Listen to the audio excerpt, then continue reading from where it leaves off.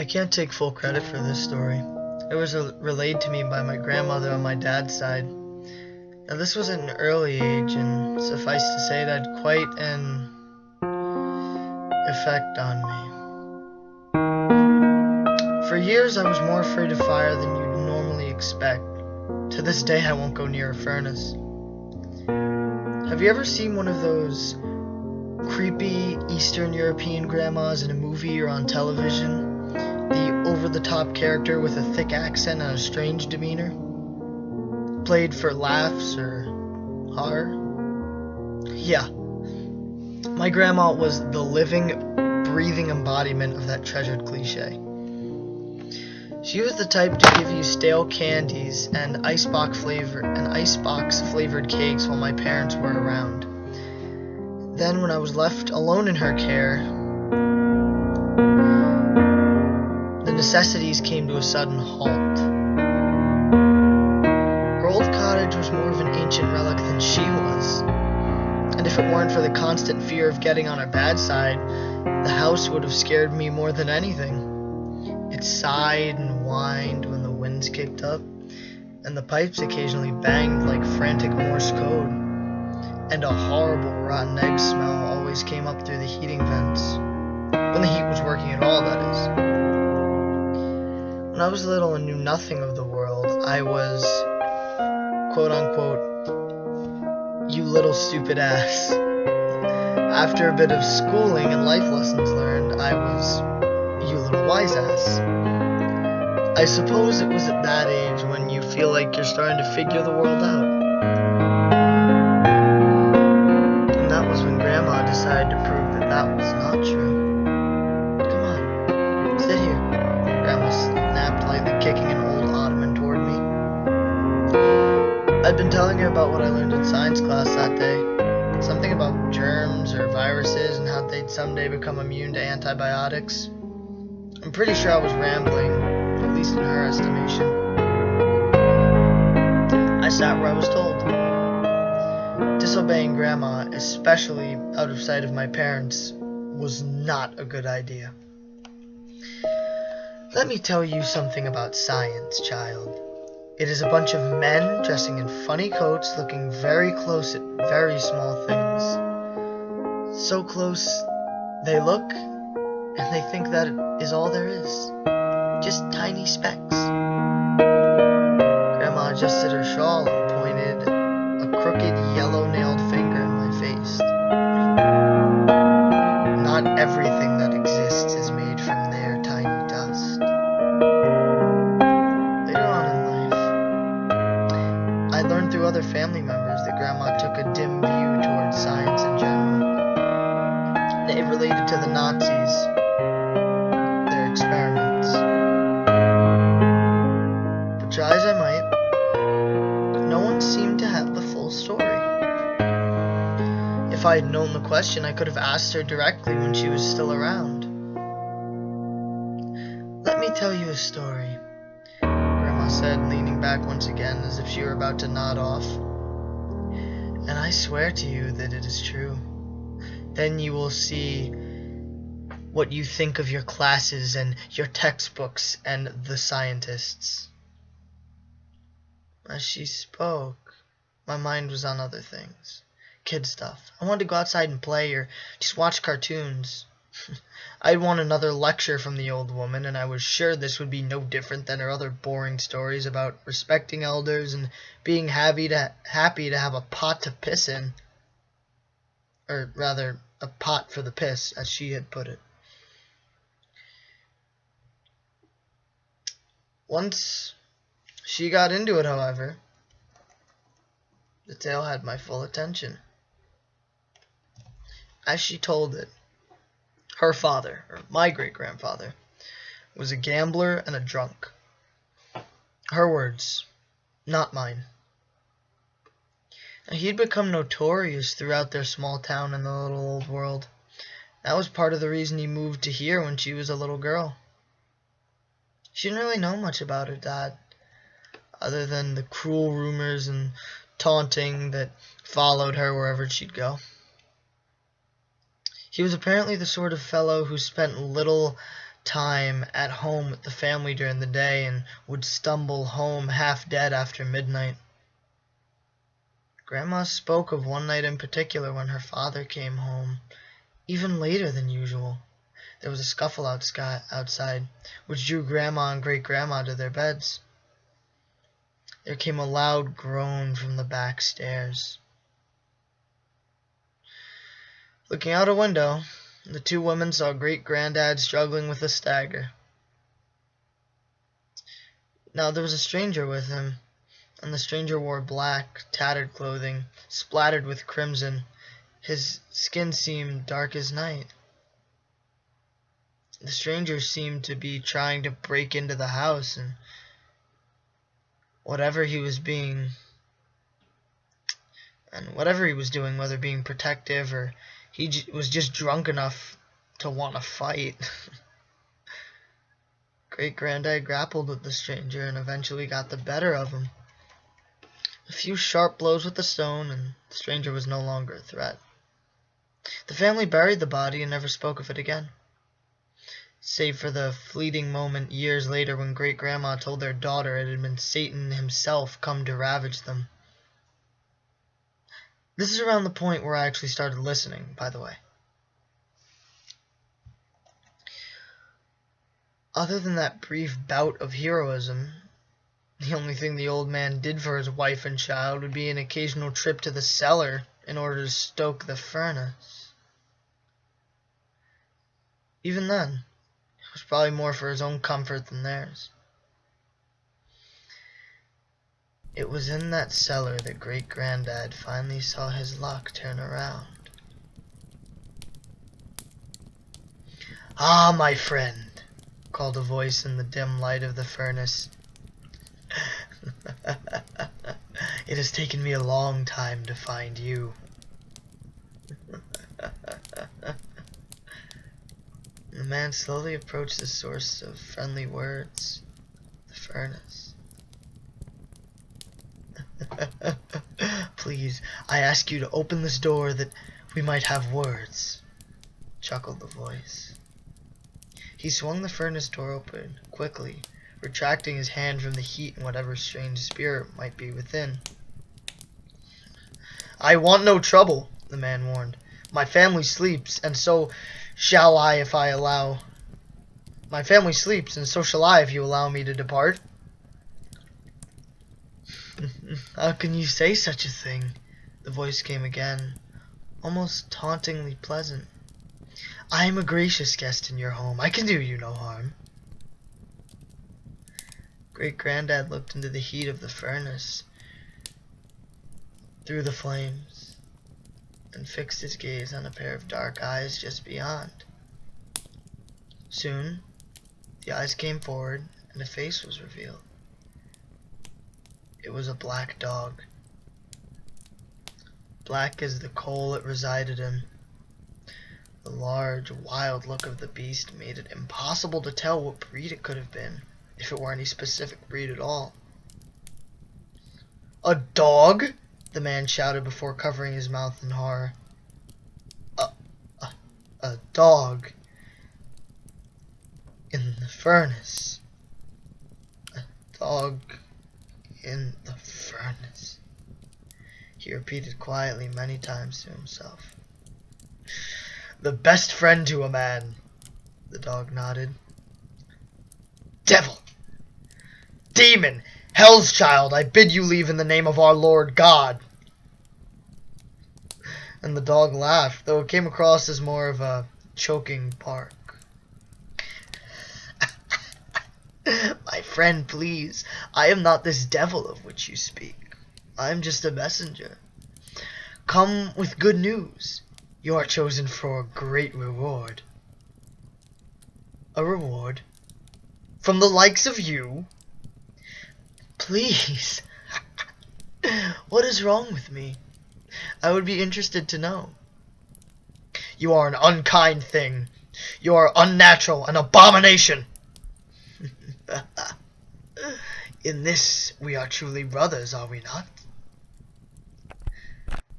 The burning hound seemed to think this a reasonable response, though the man did not see it the same way. With his face turned to the creature, Great-Granddad backed toward the cellar steps. "All right, I will have no more of this. I will bring a bucket of water, and that will be the end of you." The dog immediately spat fire at the man. Or, at least that's how it appeared in the moment. What at first seemed to be a tiny, white-hot ball of fire cooled to a glittering hue that clattered to the stone floor. It was a silver coin. Great-Granddad stopped. The coin nuzzled between his shoes as it cooled. "What sort of trick is this?" he asked, staring down in confusion. "It is no trick. It is your reward," the dog answered. With that vague explanation out of the way, the dog heaved sickly, and a small pile of silver coins rolled from its pointed snout and came to rest on the burning coals before him. "Here." "What?" "Here." "These are for you. You've fallen on hard times through not fault of your own. A man cannot be blamed for a few bad wagers, eh?" Wary, yet intrigued, the man slowly approached the furnace once more. After a prolonged silence, the pale-faced, sweating man spoke. "So let me have them." The dog laughed again. "You must take them. Scoop your payment from the flames and you may keep it all. Consider this proof of your courage." The man worked the sleeve of his long johns over his hand and made a quick, half-hearted grasping motion toward the coins. He was concerned not only about the flames, but also the toothy jaws within. "I'm sure you can do better than that." The dog shook his head. "Look, you have not a single coin." With a deep breath and furrowing of the brow, Great-Granddad made a final swoop with his hand, gathering the coins and coals alike before dropping them quickly to the floor. "There's a good man." The dog had cheered this. Great-Granddad let out a shriek and blew on his hand. He'd been burned, but not enough to make it permanent. As soon as the pain gave way to numbness and itching, the man was on his knees, counting the spoils of his latest gamble. He wasn't wealthy. No. But the amount was enough to take care of all the debts he'd managed to rack up since he'd left the old debts behind. "There is enough here to pay off everyone," he grinned, but only briefly, though there will be nothing left afterward. "Oh." The dog tilted his head. "That's quite an odd coincidence now, isn't it?" And with that, the dog receded back into the flames and disappeared. Great-Granddad closed the furnace once more, hid the coins when they were cool to the touch. In the following days, he settled a few debts. However, some were left unpaid. It stood to reason, at least in his mind, that if he reinvested some of his unexpected windfall, there might be a profit that could be kept. Unfortunately, this was not meant to be, and the money was soon lost. The debts that had gone unpaid began to double and redouble and double again, and so on and so forth. The last few games of chance had left him with new debts on top of all of that. It seemed as if the family would once again have to pick up and move under the cover of darkness. "Dog!" Great-Granddad would call into the furnace. "Dog, I wish to speak with you again, my great friend." The few times he was caught doing this, he would simply chase Grandma away and warn her not to come back under plenty of whipping. Still, she would listen at the door. "My friend, Dog!" Granddad would bang on the front of the furnace. "Hello? Is the fire not hot enough for your liking? Is it too hot?" The obsession grew with each unsuccessful attempt at reaching his mysterious benefactor. Finally, one of Great-Granddad's creditors came to the house. He wasn't at home, so the creditor felt it was a good idea to grope his wife and threaten to take their daughter as payment. And Great-Grandpa was understandably and undeniably furious. "Dog, I demand you return!" he screamed into the flames that night. "And you make demands?" a familiar voice echoed back. The man flung himself at the furnace, falling before it like a witness before Christ. He stared into the fire as the dog's face once again emerged from within. "Dog, you must give me more silver. You did not give me enough." "Oh." The dog raised its eyes toward the roof of its metal chamber and rolled them to the side. "That was the problem, was it?" "Yes, I miscounted. There was not enough to pay off my debts, you see. Now a man threatens my wife and child." "I see. So? Where's my money?" "I will give you no more coins," the dog snapped, looking down its black, cracked nose. Great-Granddad rose to his feet at once and slammed the furnace door so tightly shut that the whole furnace rattled. "Devil!" he screamed. "Burn in your hell forever, then. I do not need your help." The man stormed once more toward the cellar steps, full of rage and disappointment and agony. It wasn't until he was halfway up the creaking wooden staircase that he heard a metallic clatter. "Here," came a muffled voice from within the furnace. "I will give this to you because I fear your women. It is not because I believed your wretched lies." Great-Grandfather rushed to the small door once again and flung it open. The dog was gone again, and in his place rested a long and jagged dagger. "What? What?" the man yelled, his voice rattling the bolts of this metal cage. "How am I to pay my debts with..." Staring at the gleaming blade, the answer to his problem became very clear. "Oh, I see now."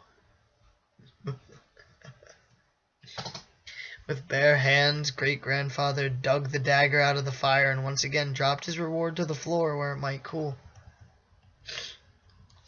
Within weeks, a great burden seemed to be lifted from the man's shoulders. It wasn't until a month passed that they found the body of his creditor, the one who had molested his wife. It's odd. He was found gutted like a fish halfway down the river. He'd obviously been robbed and run through several times, with a very unique blade. It looks as if God has smiled on us. Great-Grandfather explained to his family. "God, or dog." And he laughed heartily. The joke only made sense to him, however. The man finally paid off all his debts with some currency he'd recently come across. This time there was a bit left over as well. At first there were promises of new clothes, new shoes, and perhaps even an icebox. Soon enough, though, it was all gambled away once more. It seemed as if things were back to the way they had always been. The man disappeared all day, stumbled home drunk every night, barely kept the family fed, and stayed one step ahead of the tax man. It wasn't the life he would have chosen, but hey, at least he was still alive to see it. And there came an unexpected knock at the door. Great-grandfather was in the cellar again, stoking the fire that had mysteriously bore such a helpful fruit. He heard a commotion upstairs, the sound of raised voices. The police, he heard amid the chatter, quickly followed by the word murder. He listened away at the stairs, careful not to reveal himself as great-grandma tried to turn the officers away. We traced the knife back to a museum robbery, ma'am, the authoritative voice rumbled. Some coins were also taken in that same robbery, and we know for a fact your husband has been using these coins in local establishments all over. Frantic, the man first hid himself under the stairs, then the abandoned spot, and quietly made his way to a furnace. Dog! Dog! Dog, what have you done to me, you fool? You've cursed this whole family!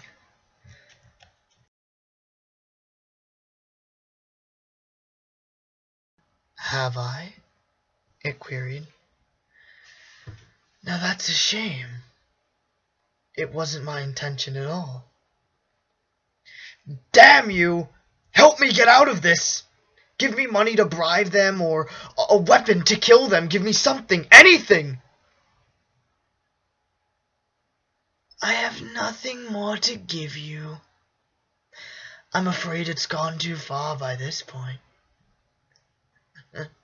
You may as well throw yourself on their mercy.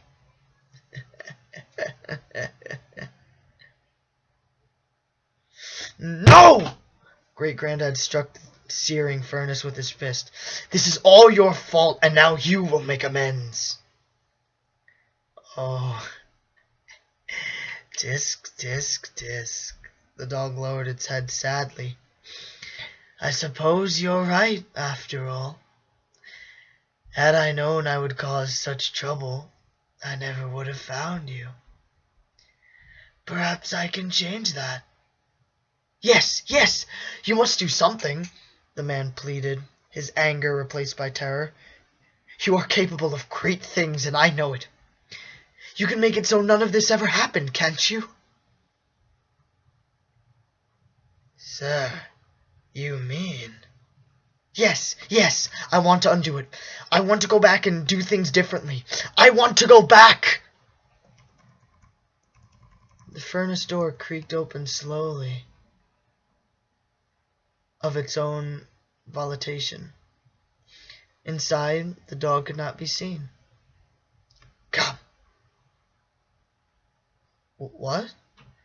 Come to me. On my back you shall ride, and together we shall traverse the very thread of time. I will bend this thread and make it loop, so that it shall carry you to safety. The dog was silent for a moment, then spoke again, its voice shaking the foundation. Come, now. As the police pounded on the cellar door and demanded he come out, Great-grandfather leapt into the furnace and let out a horrific shriek. He was never found. So yes, that was the sort of thing I could expect out of my own grandmother, and it scared me for my life. Nearly a decade later, a Thanksgiving turkey caught fire in my mom's oven, and I ran out of the house screaming. When I was a teenager, right before Grandma passed away, I stood at her bedside in the hospice and asked her if she could please take back what she had told me. I cannot, she said in a weak voice, and it is because I am not a liar. I insisted, careful to keep from agitating her. I noted the fact that she couldn't possibly know all of the details she told me since she hadn't been there for most of them. And that was a clear flaw in her story, right? Wrong. So unimaginably wrong. The dog.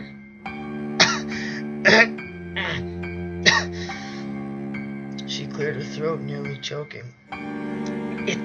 It told me. It told me everything about my dad, my father, your great-grandfather. It tried to get me in there. In the furnace. My entire life. It kept coming back. It kept coming back, child.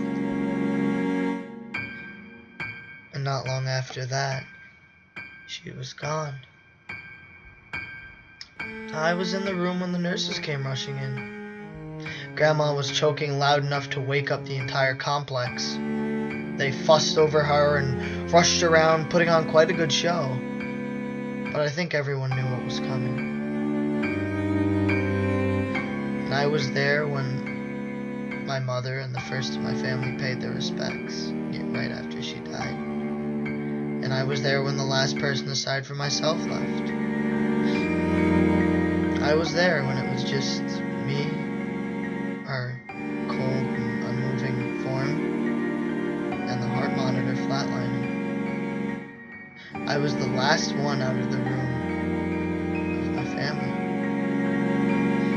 And let me tell you, being the last one, I was the only one who saw Grandma's mouth drop open. And I was the only one who saw what she had been choking on. Gathering all of my courage and every fiber of every atom of my being, I plucked the silver coin from her tongue. However, I dropped it on the floor as soon as I felt my fingers burning.